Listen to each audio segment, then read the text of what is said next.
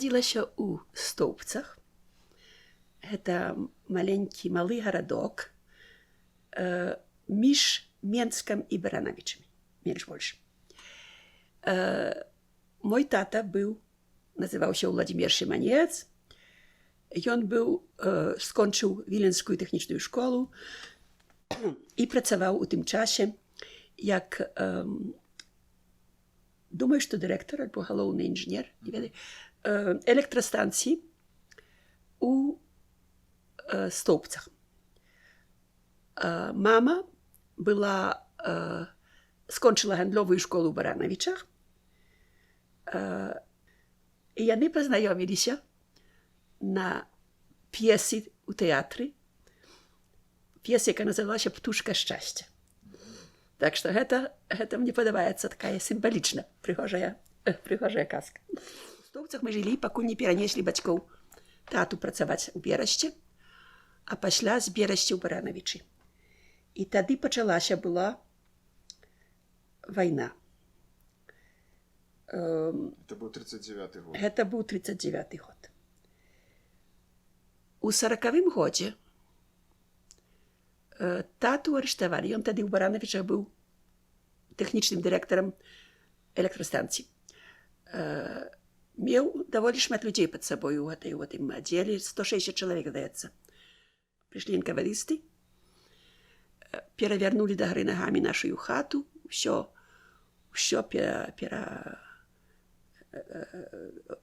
перагледзелі, хацелі забраць мой крыжык гэты, які нашу цяпер да гэтага часу. Это той самы крыжык, які мне даў мой хрэсны бацька як мяне хрысцілі.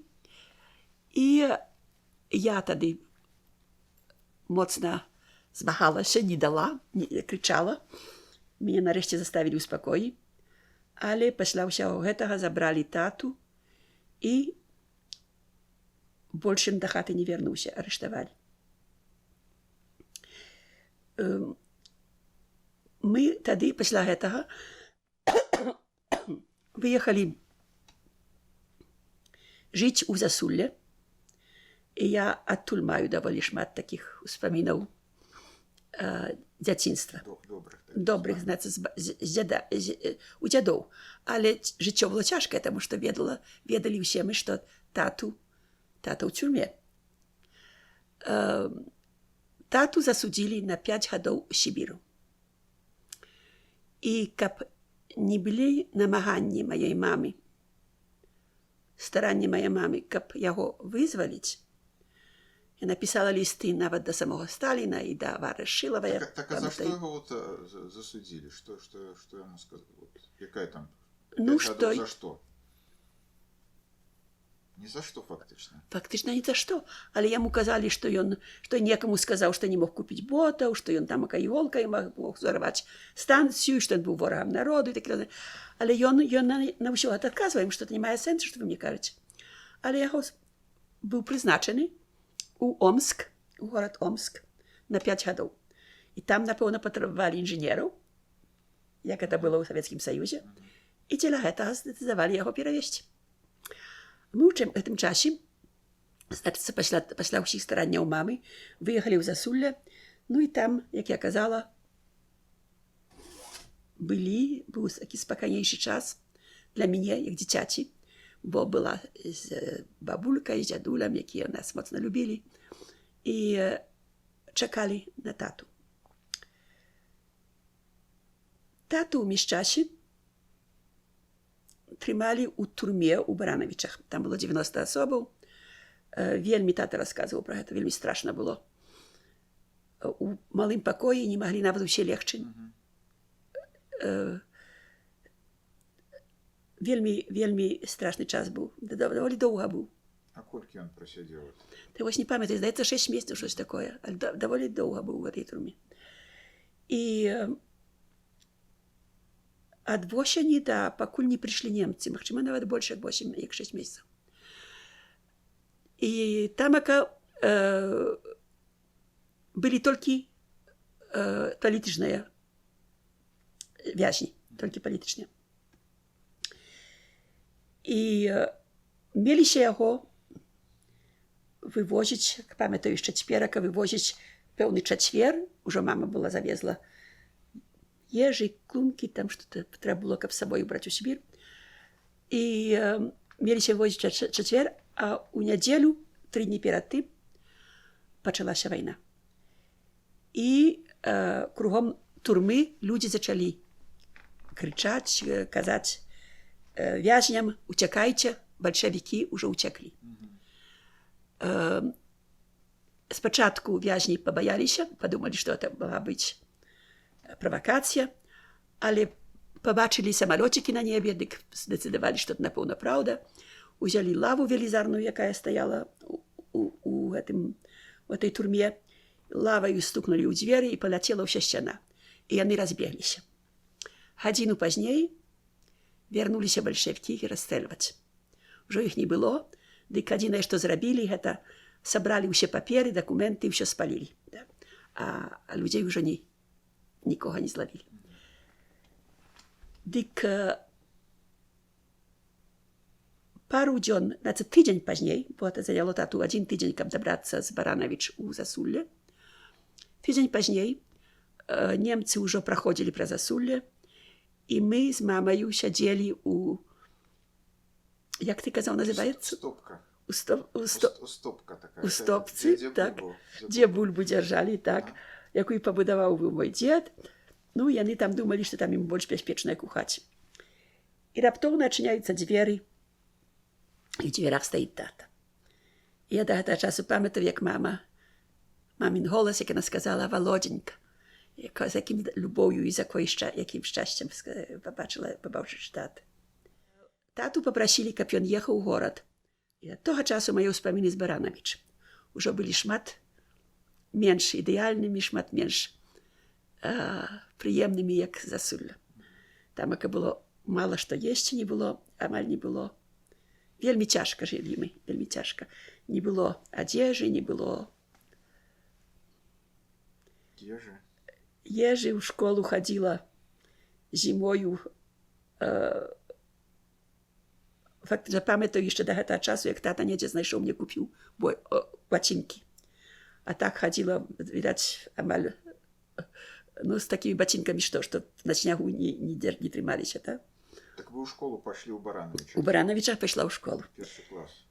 У першую класу. І гэтыя ўспаміны былі школы, ўсё ў парадку. Але былі такія смешныя часам успаміны, што ішла ў школу, і адліга была. І вуліца была поўная вады. Як рэчка. А я мусіла ісці ў школу. Дык я давай у гэтую ваду і перайшла вуліцу, і прыходжу ў школу, мокрая, папросту, ад ног да галавы. Там перапалохалася настаўніца, мяне раздзелі, пасадзілі каля печкі, сушылі маё гэта ўсё бяльё і боты, ўсё, што я мела. Такая я была разумная тады, бачыце. Але была ў школе. Такая школа вялікая была? І беларускамоўная? Беларускамоўная была, і цудоўная школа была. Так, мне падабалася хадзіць у школу. Тым болей, што з того часу такое мела добры ўспамін, што сказалі рысаваць, ілюстраваць казку. Рэпка і бабка, так? Ці такое. І я зрабіла рисунак, як усе там адны другого цягнулі, каб выцягнуць эту рэпку, здаецца, што такое было. І настаўніца такая так захапілася маім рисункам, што паказала ўсёй школе, што ўжо я сталася ўжо знакамітаю мастачкай у школе. І гэта мне памятаецца да таго часу, мне здаецца, што гэта мне такую вялікую прыемнасць, шчасце такое мне прынесла, што ад того часу я хацела быць мастачкай. Гэта як бы пачатак маёй мастацкай дзейнасці. Цікава, правда, ад чаго можа пачацца жыць. Так што з Баранавіч гэтыя ўспаміны. Ну, хадзілі мы таксама у царкву. Царква была не так далёка. Хадзілі ў тэатр, памятаю, была называлася, здаецца, называлася п'еса «Хам». І памятаю, там, ака мы былі, это беларуская такая, вельмі. Усё было моцна нацыянальнае, там, ака такое моцна беларуская, там нічога іншага, хоча беларускага не было чуваць. Немцы, это немцы ў Барановичах, як вот с Я немцамі вы іх контакта? ніколі не бачыла. Ніколі не бачыла. Яны былі, безумоўна. Недзе былі, так? Але у нас у тым у асяродку, дзе жыла, я нямецкага мундура нават ні разу не бачыла. Моя сястрычка нарадзілася ў кастрычніку 43-го, 16 кастрычніка. І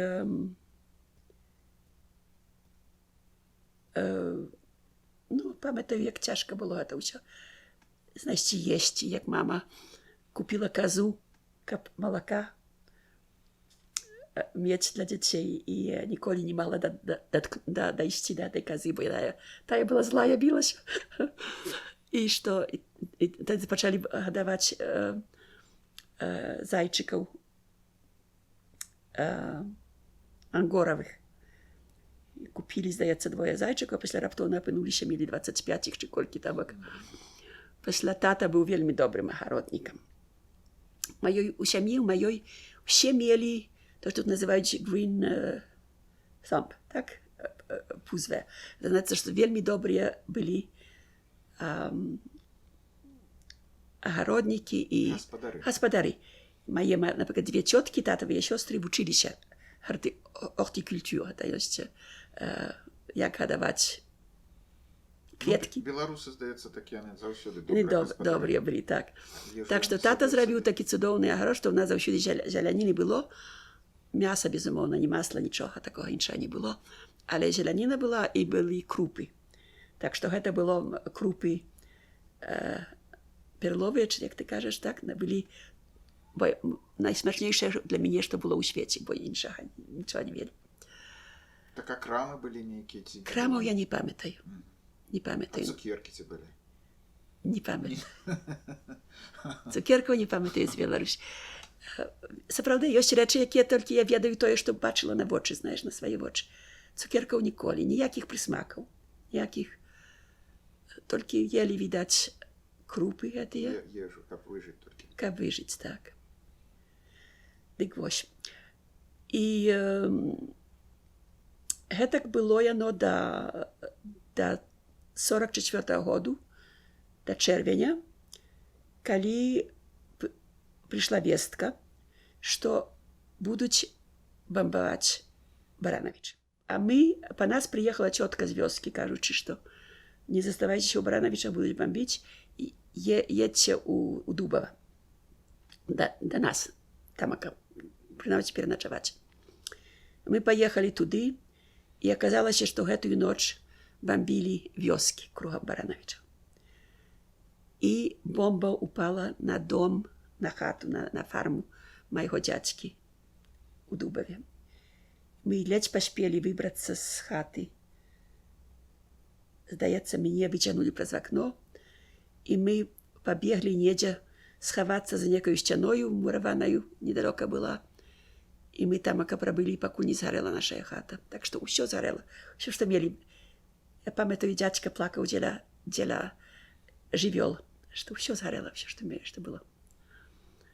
Ну, і назаўтра павёз дзядзька нас, павлічыў воз у некага і павёз нас назад да хаты ў Барановича. У міжчасе тата пачуў пра гэтыя бамбёжкі. Вяртаўся, ішоў, пяшком бег у Дубава, не ведаючы, што там знойдзе. Спаткаў нас, едучы, як мы ўжо ехалі у Барановичы. Ну, і ад того часу засталося толькі 1 тыдзень, щось такое, перад выездам. Перад выездам нашым. Тады мы яшчэ, безумоўна, нічога не ведалі пра выезд. Да 3 ліпеня ніхто не збіраўся выязджаць. Тата устаў раніцаю, безумоўна, абсалютна без ніякага намеру выязджаць з малымі дзецьмі, але пайшоў пабачыць, што робіцца на станцыі. Це не было вельмі далёка ад нас. Там пабачыў, што ўсе нашыя сябры ўжо ў цягніку. Тады ён вярнуўся і кажа маме, што ўсе ў цягніку. Так што мы не маем ніякіх магчымых, ніякіх шансаў. Тады мама сказала, маем, мы пойдзем таксама. Ну, а тата не збіраўся ехаць? Тата не збіраўся, это мама. Мама сказала, што мы пойдзем усе разам, што будзе, то будзе. Узялі тое, што мама взяла сваю сумку, взяла паперы, школьныя дыпломы, кнігу «Беларусь учора і сёння», здаецца, называлася «Гісторыю Беларусі» і пару здымкаў сямейных. І гэта ўсё, што яна ўзяла з сабою. І тата ўзяў ровар, і роварам нас дзяцей павёз на станцыю. І мы, заехаўшы на станцыю, з роварам улезлі, нам зрабілі крышку месца, мы взяли ровар з сабою, паехалі. І ўжо былі у дарозе на захад. Это першае наша было. Фактычна там у адзін дзень это вот вырашылі, ці ў некалькі нават гадзін? У некалькі гадзін. А каб вы засталіся, то што было? Тату вывезлі ў Сібір, паколькі тата быў за 3 дні меліся в возі, так што яго адразу арыштавалі, вывезлі ў Сібір альбо расстралялі, залежыць. Мы апынуліся як вора, як сям'я ворагаў народу. І куды вы паехалі на гэтым цягніку? Гэты цягнік ехаў у Беласток, праязджаючы праз Слонімі, праз Ваўкавыск. І мы ехалі туды даволі доўга, бо вельмі памаленьку ехаў. Прыехалі ў Беласток. Цягнік гэты больш далей не ідзе. Тата прадаў ровар, каб купіць білеты на сапраўдны цягнік, які ад'язджаў у Кёнігсберг. Это цяперашні Калінінград. Гэтым цягніком не ведаю, колькі часу ехалі, бо я, здаецца, увесь час спала, бо, безумоўна, пасля падарожжа з Баранавіч у Беласток вельмі была змучаная, відаць. І толькі памятаю, як мы прыехалі ўжо ў Кёнігсберг. І вылезлі з цягніка, і тамака сели на зямлі, здаецца, паводле того, што памятаю. Тата заставіў нас на станцыі, сам пайшоў шукаць працы. Ну, на той час у вас ужо не было ні сяброў, ні знаёмых, вы самі прыехалі? Самі былі, самі ў свеце, адны ў свеце. Тата ехаў у Прусі, таму што яму выдавалася, што бліжэй ад хаты лягчэй будзе вярнуцца ў Беларусь. Ён увесь час, ён сапраўды міма волі выбіраўся з Беларусі з дзецьмі. Уявіце сабе выбірацца ў неведамы свет за немаўляткам 8 месяцаў. Это страшэнна. Ні грошай, ні нічога. Ні грошай, нічога. Так што як мы там сядзелі на станцыі ў Кёнігсбергу, тата пайшоў шукаць працы. Нас у міжчасе, не ведаючы нам сказалі ехаць, ці завезлі у некі лагер для бежанцаў, дзе мы мусілі, адкуль нас не выпушчалі. Тата ў міжчасе быў у горадзе, шукаў працу, а мы ў гэтым лагеры чакалі на тату. У паніцы, таму што мама думала, што нас не выпушчаць.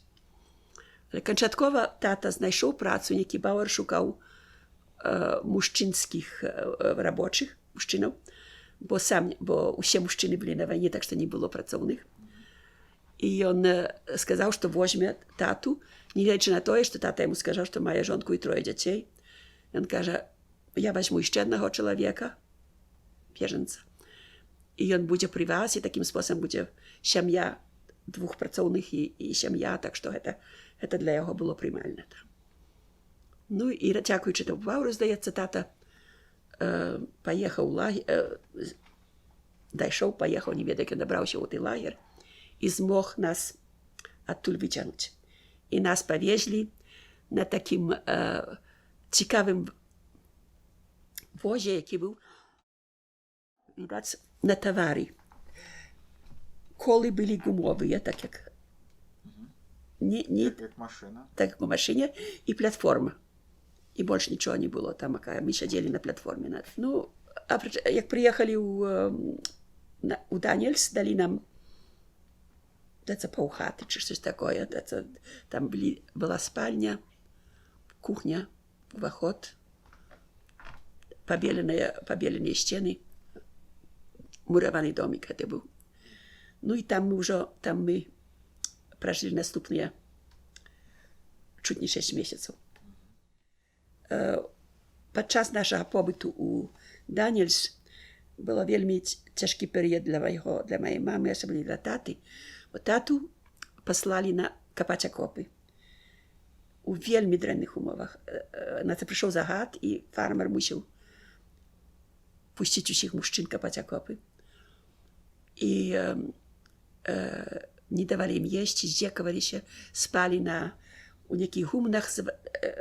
Вошай поўна было, што людзі выходзілі з адзежаю на снег, каб трасці адзежу, каб пазбыцца вошай. Вельмі тата расказваў, што быў кашмар гэта. І толькі дзякуючы тому, што Бауэр, відаць, здаў сабе справу, што мала здаецца часу, пастараўся, каб тата вярнуўся. Як тата вярнуўся, быў як шкілет, тое, што у фільмах паказваюць. Як шкілет. І мама не пазнала, і мы дзеці не пазналі дачку. Гэта было, магчыма, у лістападзе, магчыма, бо мы, здаецца, выбраліся адтуль у снежані. Адтуль ўжо першы раз пабачыла мора, абсалютна страшна. Ад того часу не люблю мора, баюся мора. Того часу. Так страшна яно гуло ноччу. І як пад раніцу я выйшла з хаты, дык як дзюрка такая чорная была, такое страшнае было, вельмі, і такі шум страшны. Это было Балтыйскае мора, першае ўражанне, Балтыйскае мора зімою падчас дрэннай пагоды. Пасля адтуль мы паехалі, мы далей ехалі уздоўж узбярэжжа Балтыйскага мора і даехалі да маленькай хаткі. Здаецца, Нойкірхен называлася, Нойкірхен. Месца гэта. Дзе усе тыя людзі, што ехалі гэтымі вазамі з нашага хутара, з нашай фармы гэтай. Так чия это хатка была? Эта хатка была летняя хатка некага. Відаць, бо яна была пустая.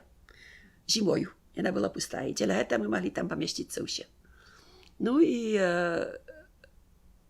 там мы былі даволі доўга. Даволі доўга, то значыць, магчыма, месяц чи два да вясны, знаеш, бо ўжо як мы адтуль мусілі уцякаць, ужо снегу не было. Мора, холодна, але часта, я памятаю, з этой хаткі часта сонца. Так што мора такое бурлівае заўсёды. Там добра, колеры былі окей, сонца ўсё, але да мора мы ніколі не дабіраліся, таму што там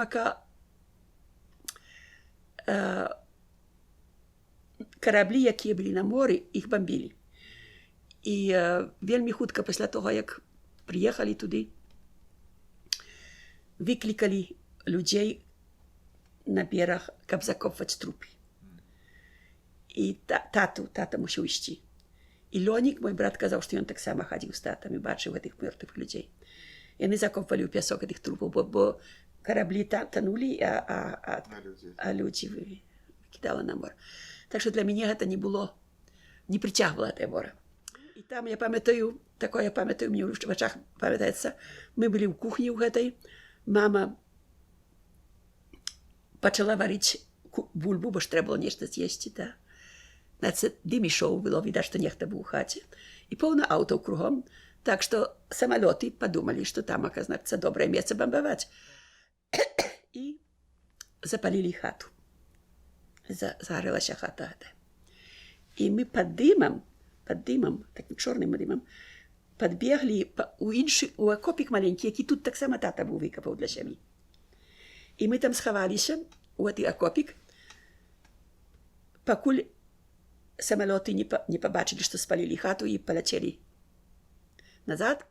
Адтуль з гэтага акопу, як паляцелі самалёты, мы дабраліся да мора, колькі там 200 метраў, ці колькі было, і пачалі ўцякаць, аддаляцца ад фронту. Гэта хата згарэла? Хата згарэла. і моя лялька там згорела. Я до гэтага часу мела мою лялечку, а Что там... за лялечка? Что? Что ж за лялечка? Тая, что мне дали у... Ага, я тебе не рассказывала, что дали мне у засуллі крэўныя з Негарэлага, прыйшлі нас адведаць, і мне прынеслі лялечку малую. І я гэтую лялечку насіла на руках увесь час, пакуль да гэтага моменту, калі нам трэба было уцякаць з спаленай хаты, з гарэўшай хаты. І а лялечка моя висела на цвічку, у такой хустацы висела на сцяне, і я не змагла яе ўзяць з сабой.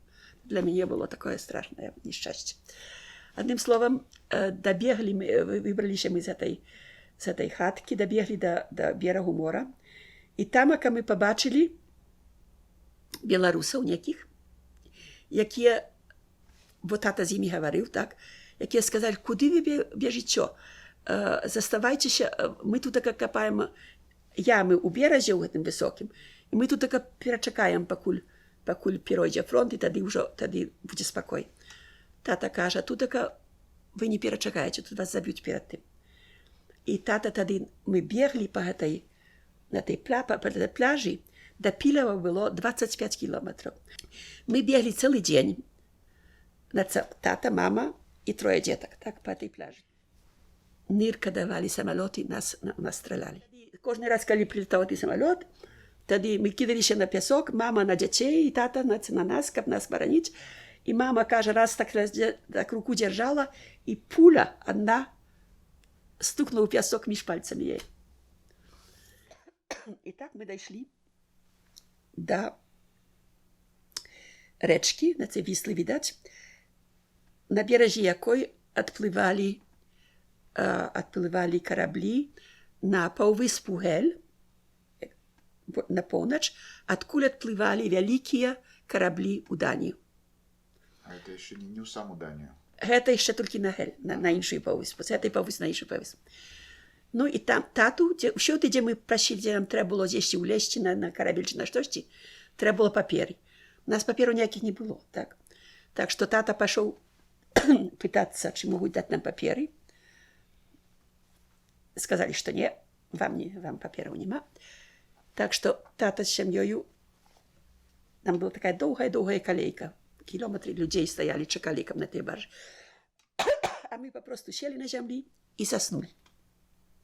Таты рисунак, што на маёй кніжыцы чорнай гэтай, то я прадставіла.